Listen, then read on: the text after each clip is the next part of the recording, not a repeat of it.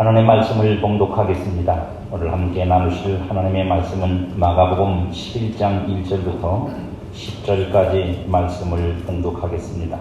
마가복음 11장 1절부터 10절까지 신약성경 73면 말씀을 봉독합니다. 그들이 예루살렘에 가까이 와서 감람산 벳바게와 베다니에 이르렀을 때 예수께서 제자 중 둘을 보내시며 이르시되 너희는 맞은편 마을로 가라. 그리로 들어가면 곧 아직 아무도 타보지 않은 나귀 새끼가 매여 있는 것을 보리니 풀어 끌고 오라. 만일 누가 너희에게 왜 이렇게 하느냐 묻거든 주가 쓰시겠다 하라. 그리하면 즉시 이리로 보내리라 하시니 제자들이 가서 본즉 나귀 새끼가 문 앞 거리에 매여 있는지라. 그것을 푸니 거기 서 있는 사람 중 어떤 이들이 이르되 나귀 새끼를 풀어 무엇 하려느냐 하며 제자들이 예수께 이르신 대로 말하는데 이에 허락하는지라. 나귀 새끼를 예수께로 끌고 와서 자기들의 겉옷을 그 위에 얹어 놓으매 예수께서 타시니 많은 사람들은 자기들의 겉옷을 또 다른 이들은 들에서 벤 나뭇가지를 길에 펴며 앞에서 가고 뒤에서 따르는 자들이 소리 지르되 호산나 찬송하리로다. 주의 이름으로 오시는 이여 찬송하리로다. 오는 우리 조상 다윗의 나라여 가장 높은 곳에서 호산나 하더라. 아멘. 오늘은 나귀 새끼를 타신 예수와 호산나를 외치는 무리라는 말씀을 가지고 함께 은혜를 나누려고 합니다.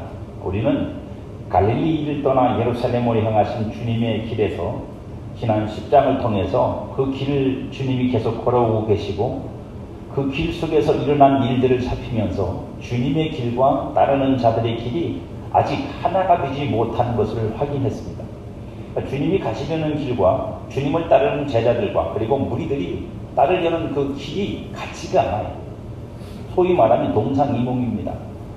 같은 침상에 누웠지만 꿈꾸는 게 다릅니다. 같은 길을 가고 있지만 길의 의미가 다릅니다. 그 길은 표면적으로 배워갈 수 있는 길이 아님을 주님도 이미 알고 계셨어요.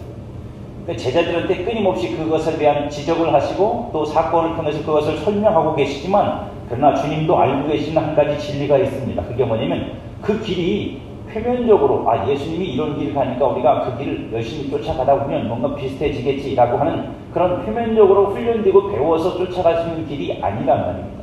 그래서 요한복음 13장 36절에서 이렇게 말씀을 하세요. 시몬 베드로가 이르되 주여 어디로 가시나이까? 예수께서 대답하시되 내가 가는 곳에 내가 지금은 따라올 수 없으나 후에 따라오리라.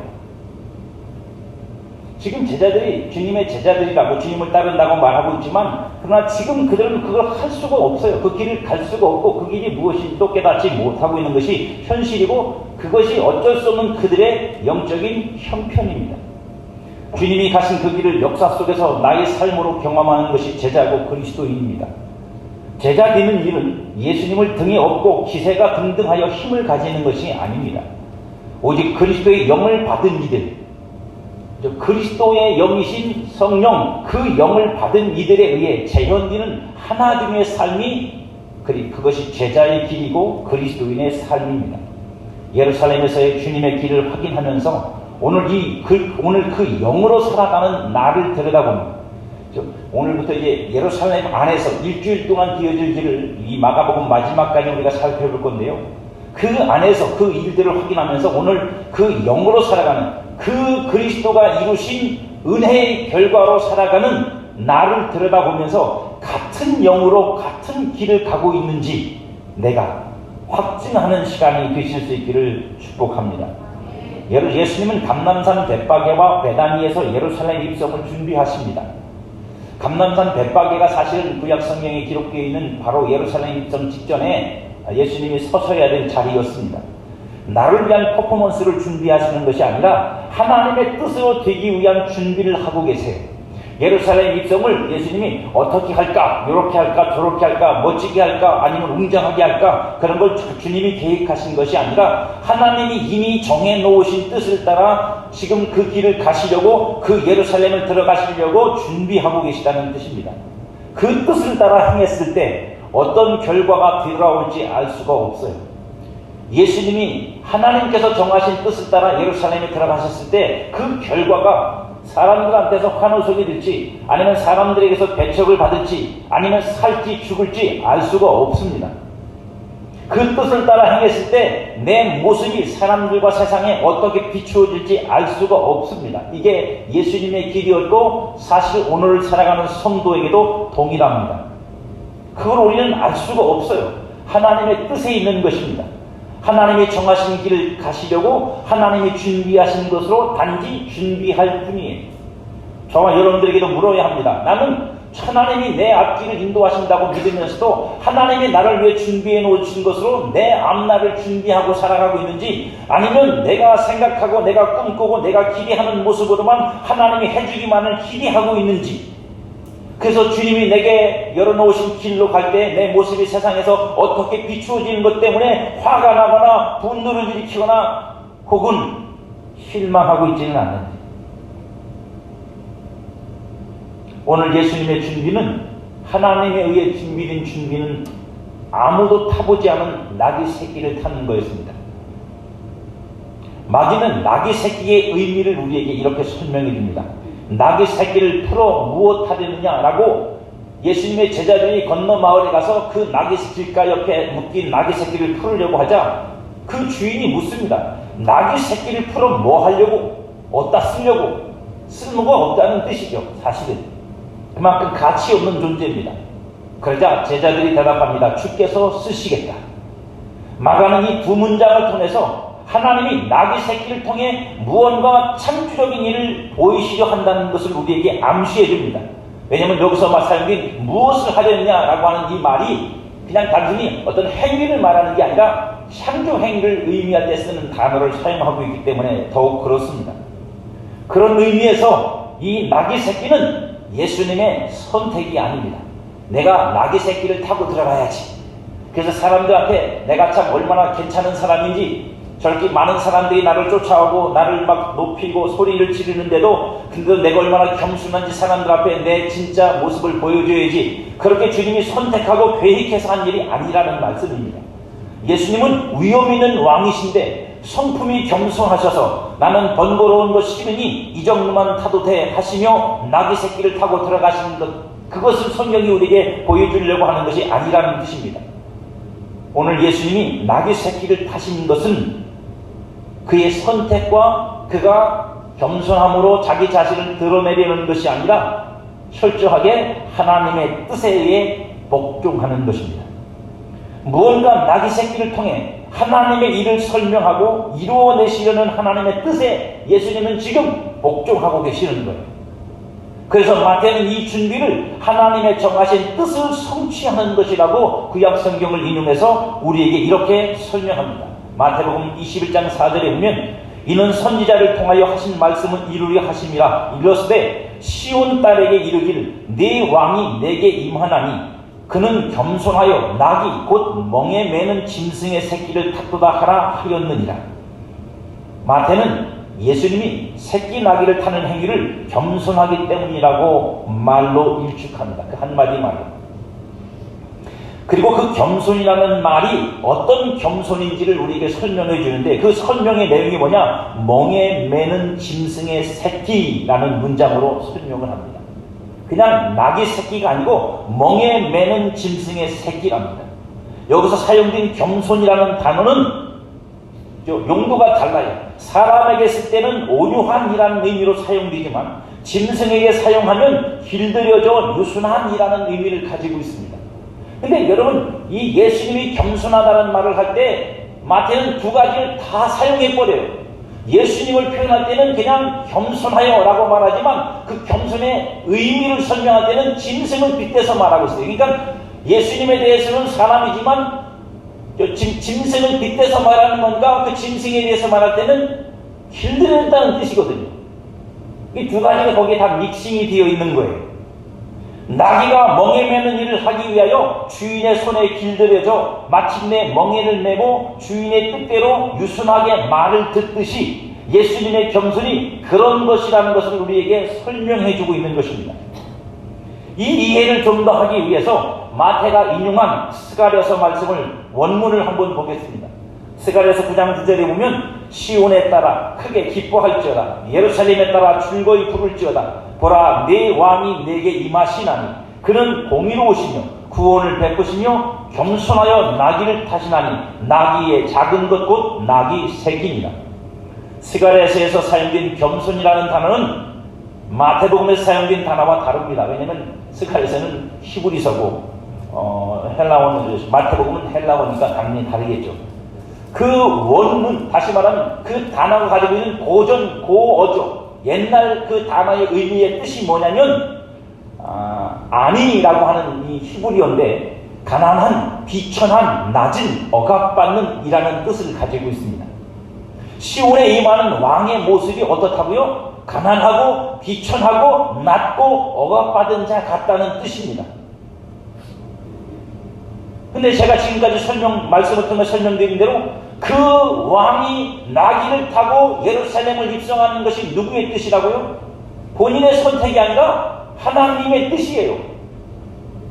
그러면 그 나귀를 타고 들어가는 왕의 모습을 가난하고 비천하고 낮고 억압받는 자의 모습으로 나타나게 하신 분이 누구라는 뜻이에요? 하나님이라는 뜻입니다. 하나님이 그렇게 하셨다는 거죠. 그래서 이사야 선지자는 그 모습을 설명하면서 우리에게 이렇게 그 내용을 전제합니다. 왜 그래야 하는가? 이사야 53장 2절로 3절에 보면 그는 주 앞에서 자라나기를 연한 순 같고 마른 땅에서 나온 뿌리 같아서 고운 모양도 없고 풍채도 없은즉 우리가 보기에 흠모할 만한 아름다운 것이 없도다. 그는 멸시를 받아 사람들에게 버림받았으며 간고를 많이 겪었으며 질고를 아는 자라. 마치 사람들이 그에게 얼굴을 가리는 것 같이 멸시를 당하였고 우리도 그를 귀히 여기지 아니하였도다. 이게 예루살렘에 입성하신 예수 그리스도의 진짜 모습이라는 거예요. 그 예루살렘에 들어가셔서 예수님이 결국 겪으셔야 하는 일은 왕으로서의 대접이 아니고 오히려 이렇게 사람들에게 멸시를 받고 천대받고 무시당하고 귀히 여김을 받지 못하고 질고를 겪고 하는 일들을 당하셔야 했습니다. 누가 예수님을 이렇게 만드십니까? 누가 예수님을 이렇게 만드시죠? 이사야서 53장 1절에 이렇게 기록되어 있습니다. 우리가 전한 것을 누가 믿었느냐? 여호와의 팔이 누구에게 나타났느냐? 하나님의 팔이 누구에게 나타났어요? 예수님에게. 지금 예루살렘을 입성하는 예수님에게 하나님의 팔이 나타나서 어떻게 만드셨어요? 그를 비천하고 멸시받고 무시당하고 그리고 흠모할 만한 것이 아무것도 없는 존재로 그런 모습으로 예수님이 나귀 새끼를 타고 지금 입성하고 있는 것입니다. 여호와의 팔이 나타나 예수님을 그렇게 나타나도록 만드시는 것입니다. 그러니 예수님의 겸손은 겸양이 아니라 그렇게 만드시는 하나님께 복종하는 것으로 시작됩니다. 우리가 보통 말하는 저 사람은 참 훌륭한데도 겸허해. 저 사람은 참 다른 사람 앞에서 고개를 좀 들어도 드는데 겸손해. 그런 개념이 아니라고요. 그런 개념으로 겸손하다는 것이 아니라 하나님의 손에 의해서 하나님이 그렇게 만드신 거예요. 예수 그리스도를 그렇게 사람들 앞에 서도록 그 모양으로 그 형편으로 주님께서 하나님 그렇게 만드셨다는 뜻입니다. 지금 예수님은 그 앞에 온유하게 겸손하게 마치 길들여진 짐승처럼 하나님에 의해서 길들여진 순종, 복종을 주님 앞에 하고 있는 거예요. 그걸 성경은 겸손이라고 말하고 있는 것입니다. 예수님은 하나님께 길들여진 짐승처럼 유순하게 멍에를 메고 끌려가고 있는 것입니다. 그래서 바울은 이 예수님의 복종을 이렇게 표현합니다. 빌립보서 2장 5절로 8절에 보면 너희 안에 이 마음을 품으라. 곧 그리스도 예수의 마음이니 그는 근본 하나님의 본체시나 하나님과 동등됨을 취할 것으로 여기지 아니하시고 오히려 자기를 비워 종의 형체를 가지사 사람들과 같이 되셨고 사람의 모양으로 나타나사 자기를 낮추시고 죽기까지 복종하셨으니 곧 십자가에 죽으십니다. 이 복종이 오늘 나귀 새끼를 타고 멍에 매는 짐승을 타고 예루살렘을 입성하시는 주님의 복종이요 순종이요 겸손이라고 표현된 그 안에 담겨진 진의입니다. 예수님의 왕되심은 죄와 사망의 법 아래 갇혀 일생을 종으로 사는 자기 백성들을 해방하시고 구원하시기 위한 고난받음과 죽임 당하심으로 나타나는 것이에요. 하나님은 이 나귀 새끼를 통해 스스로 힘을 가지지 않고 주인의 뜻에 따라 유순하게 끌려가는 십자가를 지시는 예수 그리스도를 우리에게 설명하고 계시는 것입니다. 이사야는 그래서 이것을 우리에게 이렇게 설명해 줍니다. 이사야서 53장 7절에 보면 그가 곤욕을 당하여 괴로울 때에도 그의 입을 열지 아니하였으니 마치 보수장으로 끌려가는 어린 양과 털 깎는 자 앞에 잠잠한 양같이 그의 입을 열지 아니하였도다. 예수 그리스도를, 우리의 구세주이신 그분을 멍에 매는 나귀 새끼처럼 그렇게 주님께서 복종시키고 순종시켜 나가실 때 예수님께서는 그 앞에서 겸손으로 하나님 앞에 입을 열지 않고 그 입을 열지 않고 복종하고 순종하여 그 뜻을 이루셨다는 말씀입니다. 예수님이 나귀 새끼를 타신 것은 죄인인 우리를 위한 것입니다. 그래서 이사야서 53장 5절로 6절에는 이렇게 그 결과를 말합니다. 그가 찔림은 우리의 허물 때문이요 그가 상함은 우리의 죄악 때문이다. 그가 징계를 받았으므로 우리는 평화를 누리고 그가 채찍에 맞음으로 우리는 나음을 받았도다. 우리는 다 양같아서 그릇 행하여 각기 제 길로 갔거늘 여호와께서는 우리 모두의 죄악을 그에게 담당시키셨도다. 예수님은 우리의 나귀 새끼가 되어 멍에를 매신 겁니다. 지금 예수님이 예루살렘을 입성하면서 나귀 새끼를 탄 것은 내가 말을 타도 되는데 나는 나귀 새끼 타고 있는 거야. 나는 큰 낙타 타고 가도 되고 왕의 말이 끄는 왕이 타는 어떤 그 병거를 타고 가도 되는데 나는 이거 타고 가는 거야 라고 하는 그런 겸양이 아니고 하나님에 의해서 정해진 진짜 하나님 나라의 왕이 되실 예수님은 그 백성들을 위해서 그 백성들의 죄를 위한 멍에를 메고 그 멍에 위에 그 백성들을 태우고 그들의 죄의 짐을 짊어지고, 여러분 멍에를 하는 이유는 무엇 때문이겠어요? 짐을 지려고 하는 거죠. 짐을 실으려고 멍에를 씌우는 거예요. 밭을 갈든 논을 갈든 혹은 짐을 나르든 그 죄짐을 짊어지고 죽음의 길을 가라고 주님께서 지금 그 멍에를 씌우고 예수님을 예루살렘 속으로 밀어 넣으시고 계시는 거예요. 그런데 안타깝게도 이 나귀를 타심이 예수님이 말씀하신 인자가 예루살렘에 올라가 겪어야 할 고난과 죽음을 의미하는 것임을 제자들과 따르는 무리들은 전혀 알지를 못한다는 사실입니다. 그래서 제자들과 무리들은 자신들의 겉옷을 벗어서 나귀 위에 얹어요. 그리고 그 길바닥에 나뭇가지를 꺾어다가 깔고 그 겉옷을 바닥에 깔아 나귀가 그 위를 밟고 지나가도록 합니다.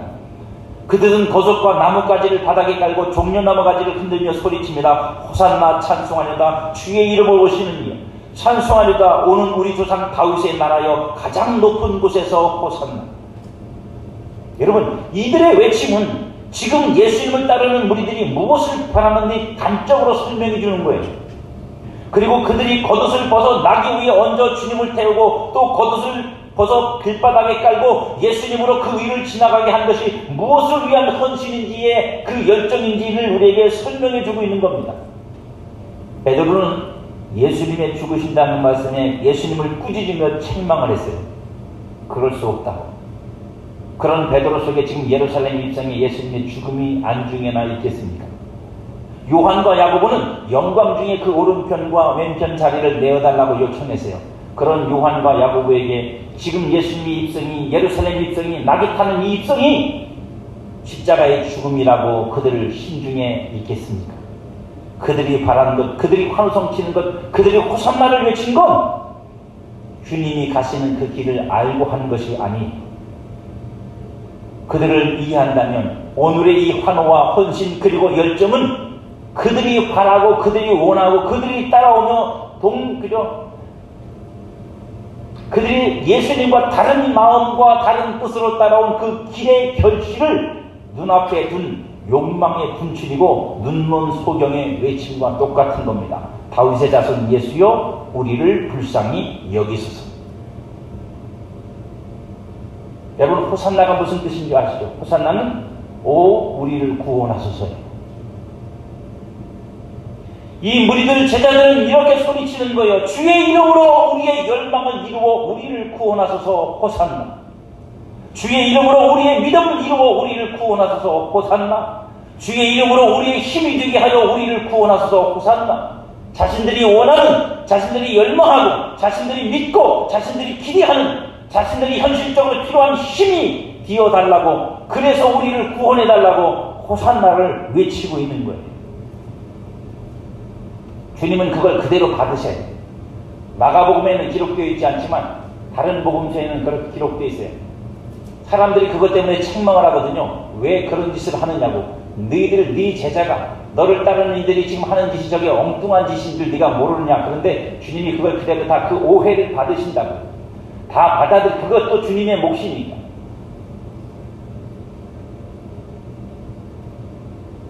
그들이 무엇을 원하는지 아시면서도 주님은 그 오해의 길도 감수하고 지금 그 길로 입성하시는 것입니다. 예수님의 공생의 마지막 한 주간을 예수님은 예루살렘을 중심으로 활동을 하시다가 결국 십자가에서 죽으십니다. 나귀 새끼를 타고 들어가신 예수님의 예루살렘 입성 이후의 활동 내용을 스갈에서는 우리에게 이렇게 기록하고 있어요. 스갈에서 10장 9장 10절에 보면 내가 에브라임의 병거와 예루살렘의 말을 끊겠고, 어린 나귀 새끼를 타고 들어간 예수님이 예루살렘에서 할 일이 아니랍니다. 내가 에브라임의 병거와 예루살렘의 말을 끊겠고 전쟁하는 활도 끊으리니 그가 이방 사람에게 화평을 전할 것이요 그의 통치는 바다에서 바다까지 이르고 유브라데 강에까지 땅끝까지 이르리라. 여러분, 이 말씀이 무슨 뜻일까요? 예수님이 예루살렘에 들어가서 그 왕이 임하시면 무슨 일이 벌어지냐? 에브라임의 병거, 예루살렘의 말을 끊어버리고 전쟁의 활도 끊어버린답니다. 이스라엘이 힘으로 여기던 것들을 끊어버리고, 이스라엘이 자신들의 힘으로 여기던 것들을 다 없애버리고, 가치로 여기던 것들을 무너뜨리고, 그들의 겉옷처럼 여기던 것들을 벗겨서 그들의 벗었음을 폭로하시고, 그들이 사용하시는 모든 힘은 다 무능으로 만들어 버리신다는 거예요. 왜요? 그것으로 그 백성들이 살지 못하기 때문에, 그것으로 그 백성들이 구원받을 수 없기 때문입니다. 그들이 행한 것은 하나님이 아닌 다른 것을 힘으로 의지한 음행이고, 자기 이름을 내려는 바벨탑 쌓기고, 자기 부끄러움을 자기 의로 가리려는 무화과 잎으로 옷을 해입은 아담과 같은 똑같은 행동입니다. 그래서 주님은, 진짜 왕으로 오신 주님은 그것들을 다 폭로하고 그것들을 다 엎어버리고 그걸 다 끝장내버리시고, 진짜 하나님이 주시려는 그 구원, 진짜 하나님이 주시려는 하나님과의 화평, 그것을 이루려고 오늘 나귀 새끼를 타고 들어가시는 거예요. 십자가는 분명 하나님의 사랑이고 은혜입니다. 그죠? 근데 우리가 알아야 할 게 한 가지가 있습니다. 십자가는 분명 하나님의 사랑이고 하나님의 은혜임은 분명하지만 그 십자가가 하는 우리가 알지 못하는 또 다른 한 가지 사실, 그것은 예수 그리스도가 십자가에 죽으셔야 했던 그 이유가 되는 아담 안에 있던 나를 철저하게 부정하고 죽이는 일입니다.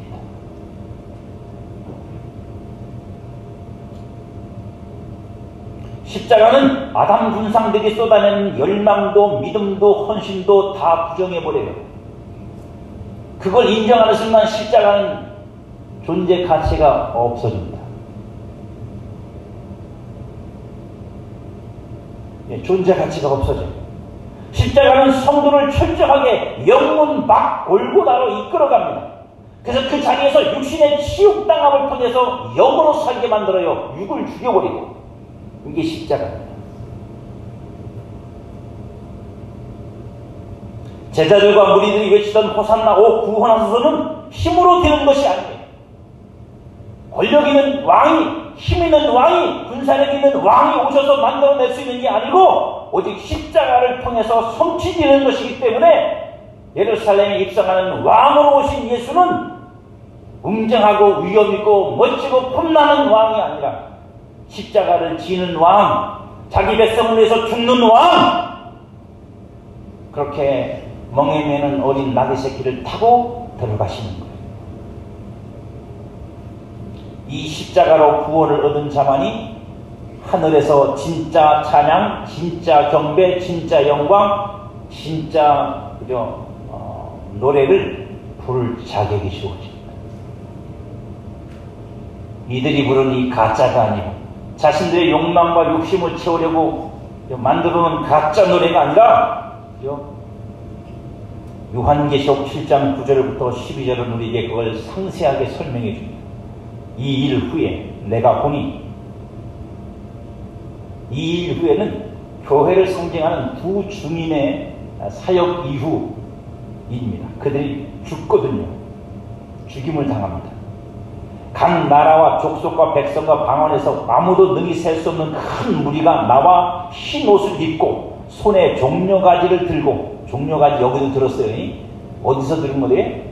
예루살렘 입성할 때 이 사람들이 들었던 게 종려가지라는 거예요. 보좌 앞 어린 양 앞에 서서 큰 소리로 외쳐 이르되 구원하심이 보좌에 앉으신 우리 하나님과 어린 양에게 있도다 하니, 모든 천사가 보좌와 장들과 네 생물의 주위에 서 있다가 보좌 앞에 엎드려 얼굴을 대고 하나님께 경배하여 이르되 아멘. 찬송과 영광과 지혜와 감사와 존귀와 권능과 힘이 우리 하나님께 세세토록 있을지어다. 아멘. 이게 진짜예요. 이게 진짜 호산나. 우리를 구원하신 하나님 앞에 종려나무 가지를 들고 찬양할 수 있는 진짜 찬양이에요. 오늘 이 백성들, 예수님을 따르는 무리들이 했던 것은 이것의 모형과 그림자일 뿐이에요. 근데 그걸 하는 이들이 그게 무슨 뜻인지 모르니 주님도 어지간히 답답하셨을 것입니다. 하나님은 우리가 이 찬양의 대열에 서기를 원하십니다.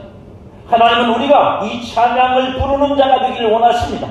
그 종려나무 가지를 우리가 들기를 원하세요. 그래서 그걸 아시게 주님도 이 모습을 책망하던 많은 무리들에게 그렇게 말씀하신 거예요. 내버려둬 그들이 하는 일을.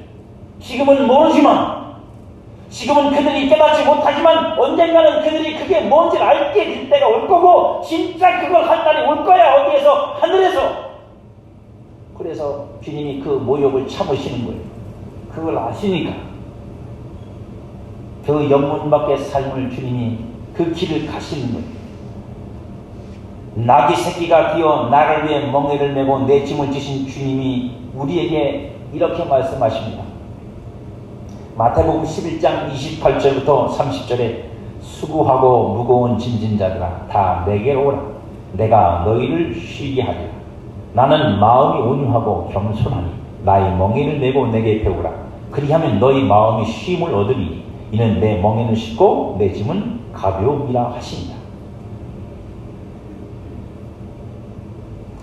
우리가 이 말씀을 듣고 착각하는 게 한 가지가 있습니다. 아니, 착각이라기보다는 삼가 조심해야 될 부분이 한 가지 있습니다.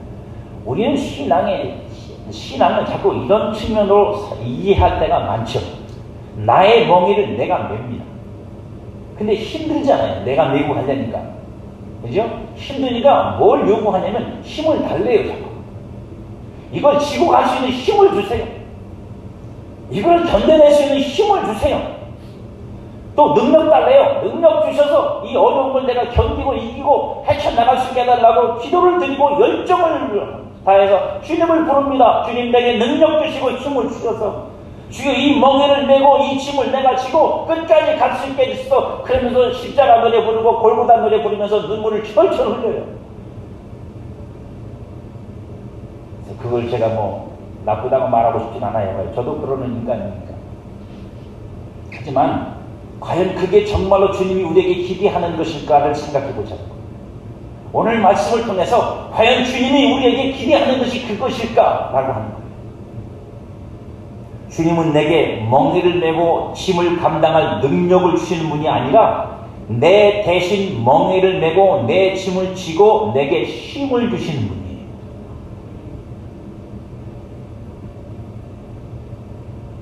그래서 여러분들이 삶이 고달프고 여러분의 삶에서 여러분들에게 짐이라고 여겨지는 모든 것들에 여러분들이 힘들어서 기도를 하고 하나님 앞에 도와달라고 소리를 치고 난리, 이런 말씀 되나요?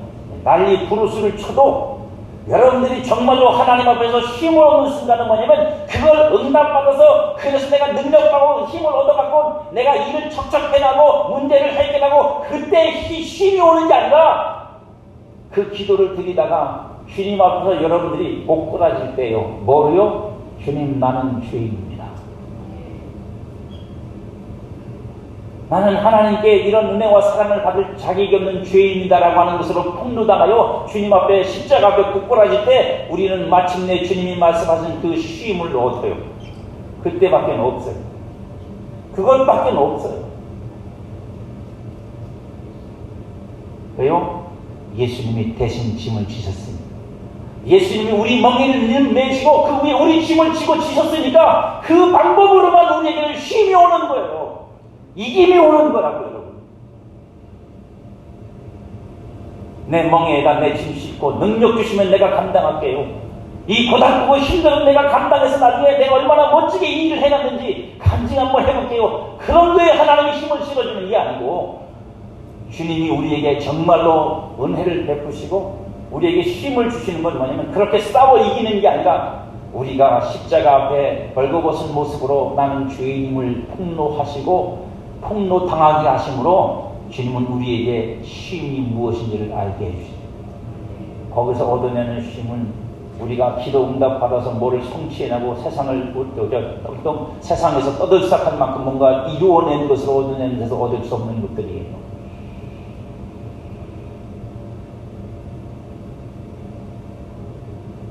그러니 예수 그리스도의 이름으로 힘을 가지려고 하지 마시고 예수 그리스도 안에서 쉼을 얻는 법을 배우십시오.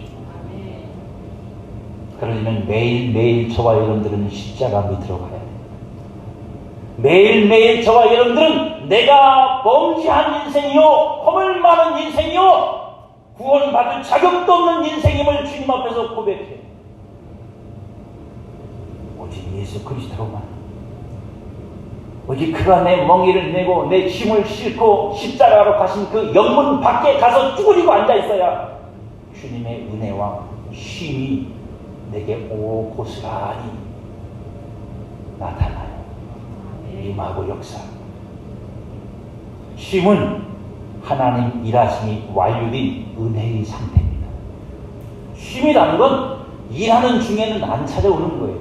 완료가 되어 오는 거예요. 그래서 창조를 마치시고 쉬신 거고 안식일로 이스라엘 백성을 가나안 땅으로 들이시는 일을 마치시고 그들에게 안식일을 주신 거예요. 거기 들어가 쉬어라 내가 완성했다. 그리고 우리의 구원을 완료하셨기 때문에 우리에게 그 쉼을 주시는 거예요. 예수 그리스도 안에서 우리를 구원하시는 오늘 어린 나귀 새끼를 타고 예루살렘에 입성하신 그 예수가 우리를 위해서 우리 짐을 지고 들어가셔서 우리의 죄를 담당하셨기 때문에 저와 여러분들에게 그 담당하신 십자가 밑에서 완료된 구원 안에서 쉼을 주시는 거예요. 여기서 있으면 너희는 짐 안 져도 돼. 내가 대신 질 거야. 내가 대신 졌어. 그 완료의 은혜의 상태를 우리에게 주시는 겁니다. 그게 바로 쉼이에요. 그 쉼을 얻는 자가 그분의 생명과 영으로 일하는 법, 주님의 멍에를 함께 매는 법을 비로소 배울 수 있어요. 의지치 않게 내 의욕만 가지고 주님의 멍에를 함께 매겠다고 나서면 그건 혈기입니다. 자기 열심히 뿐이에요. 자기 가치 챙기는 거라고요. 이렇게 내가 무능이요 나는 먼지에 불과한 그러므로 나를 내 멍에를 메고 내 십자가를 지고 나를 위해 내 짐을 지고 십자가로 죽으신 예수 그리스도 앞에 그 영문 밖으로 끌려가서 봐! 너 때문에 죽었잖아. 너는 죽음으로 끝이 났잖아. 라고 하는 사실을 확인시켜준 자만이 확인된 자만이 그 죽음으로 다시 부활을 통해 살아난 자만이 생명과 영으로 일하는 법을 배운다고요. 자기 힘으로 하지 않고 자기 것으로 하지 않고 오직 하나님의 은혜로 하는 법을 배우고 주님이 말씀한 것처럼 내 멍에 함께 매자 하는 것이 무슨 뜻인 줄을 알고 그러므로 그것을 함께 매는 법을 배우게 돼요. 그리고 그것은 그 결과는 내 영광이 아니라 주님의 영광이 되는 겁니다. 여러분의 신앙생활이 육신의 다툼과 수구의 결과가 아니기를 간절히 기도하고 축복합니다. 생명과 영에 의한 사랑으로 맺어지는 열매이기를 축복합니다. 그것만이 오늘 나귀 새끼를 타고 들어가신 예수 그리스도로부터 맺어지는 결과일 것입니다. 그렇지 않다면 오늘 우리의 신앙과 삶이 호산나를 외치는 무리들이 만들어낸 결과에 불과하다면 그건 십자가를 통과한 것이 아닙니다. 그것은 죽음을 통해서 다시 살아난 부활 생명으로 만들어낸 결과가 아닙니다. 그거는 죽은 자의 아우성일 뿐이고 호산나를 외치던 제자들의 알지 못하는 소경의 소리침 뿐일 것이고 호산나를 오해한 잘못된 외침일 뿐일 것입니다. 저와 여러분 모두가 다 나귀 새끼 타신 예수와 함께 영혼 밖으로 나아가 시욕을 당하는 삶으로 그가 우리를 어떻게 구원하셨음을 노래하고 그리고 오늘 우리의 삶이 왜 이렇게 나타나야 되는지를 깨닫고 그 안에서 그래서 예수 그리스도로만 십자가로만 나는 구원되는구나. 나는 아무것도 아니구나. 오직 그분만 나의 구원이시구나. 그 이름이 그분에게만 있구나 라고 하는 사실을 깨닫고 그 안에서 은혜로 살며 은혜로 일하며 은혜의 삶 속에서 주님께 영광을 돌리는 저와 여러분 모두가 되기를 주님의 이름으로 축복합니다.